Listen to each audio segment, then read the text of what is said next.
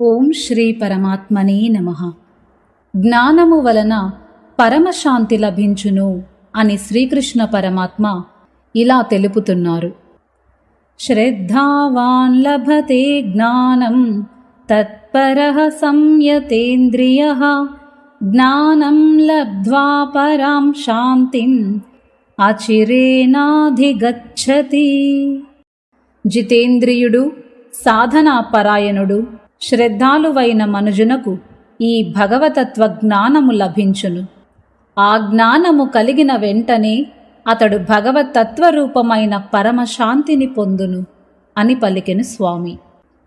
శ్రద్ధ లేకుండా చేసిన యజ్ఞము, దానము, తపస్సు మొదలగు సాధనలన్నీయును వ్యర్థములు. కావున ఎంత ఎక్కువ శ్రద్ధతో జ్ఞాన సాధన చేసినా అంత శీఘ్రముగా జ్ఞానప్రాప్తి కలుగును. శ్లోకంలో తత్పరః అన్నారు. ఉదాహరణకు, ఒక వ్యక్తి తన వ్యాపారమునందు ధనలాభము కలుగునని నమ్మకము ఏర్పడినప్పుడు దానియందు పూర్తిగా తత్పరుడగును. అప్పుడు ఆకలి దప్పులు, నిద్రా సుఖములు, విశ్రాంతి మొదలగునవి అతనికి ఏమాత్రమూ పట్టవు. శరీరమునకు క్లేశము కలిగినను అతడు పట్టించుకొనడు. తదుపరి కలిగిన ధనలాభము వలన అతని చిత్తము ప్రసన్నతను పొందును. అలాగే ఏ ఇతర విషయమునందైనను నమ్మకము వలననే తత్పరత కలుగును. సాధన యందు తత్పరత లోపించినచో శ్రద్ధ కూడా లోపించినట్లే.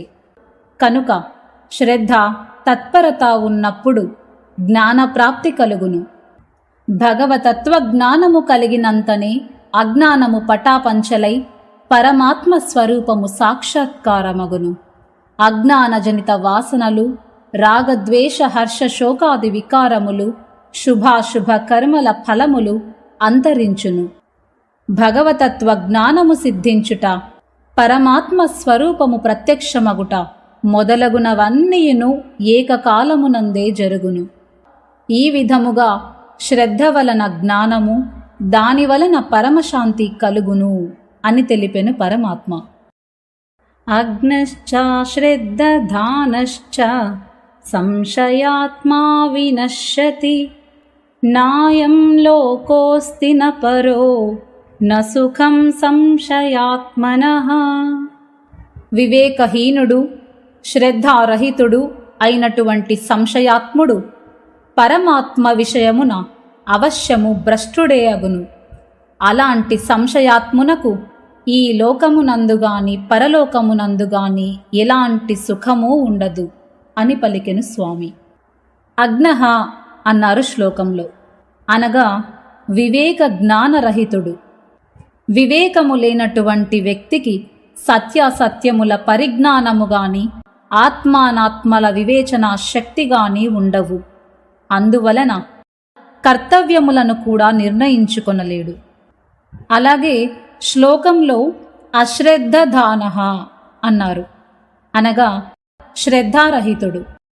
శాస్త్రముల యందు, మహాపురుషుల యందును, వారు ఉపదేశించిన సాధనా మార్గముల యందును, వాటి ఫలితముల యందును శ్రద్ధ లేనివారు అని అర్థము. సంశయాత్మనః అన్నారు శ్లోకంలో. అంటే ప్రతి విషయమునందును సందేహగ్రస్తుడగువాడు. ఈ సంశయాత్ముడు ఈశ్వరుని విషయమున గాని, పరలోక విషయమున గాని, మరి ఏ ఇతర విషయమున గాని ఎలాంటి నిర్ణయము తీసుకొనలేడు. అంతేకాదు, వేదశాస్త్రములను, మహాపురుషుల వచనములను, వారు ఉపదేశించిన సాధనా మార్గములను చక్కగా గ్రహింపలేడు. కనుక మానవుడు శ్రద్ధా వివేకముల ద్వారా సంశయములను విధిగా నివృత్తి చేసుకుని తీరవలెను. వివేక శూన్యుడు, అశ్రద్ధాలువు అయినటువంటి సంశయాత్మునకు జ్ఞానప్రాప్తి దుర్లభము అని భగవానుడు తెలిపెను. అయితే వివేకము ద్వారా సంశయములను తొలగించుకొని కర్మయోగమును అనుష్ఠించుటకు అర్జునుని ప్రోత్సహించుటకై సంశయరహితుడై అంతఃకరణమును వశమునందుంచుకొనిన కర్మయోగిని ప్రశంసించుచున్నాడు పరమాత్మ.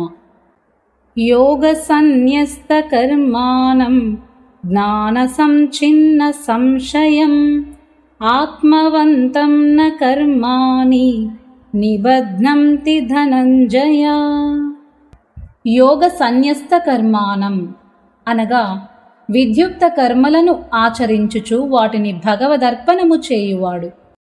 జ్ఞాన సంచిన్న సంశయం అంటే వివేకము ద్వారా సంశయములను అన్నింటినీ తొలగించుకొనినవాడు. ఆత్మవంతం అనగా అంతఃకరణమును వశమునందుంచుకొనినవాడు. ఓ ధనంజయ, విధిపూర్వకముగా కర్మలను ఆచరించుచు కర్మ ఫలములను అన్నింటినీ భగవదర్పణము చేయుచు వివేకము ద్వారా సంశయములను తొలగించుకొని అంతఃకరణమును వశమునందుంచుకొనిన వానిని కర్మలు బంధింపజాలవు.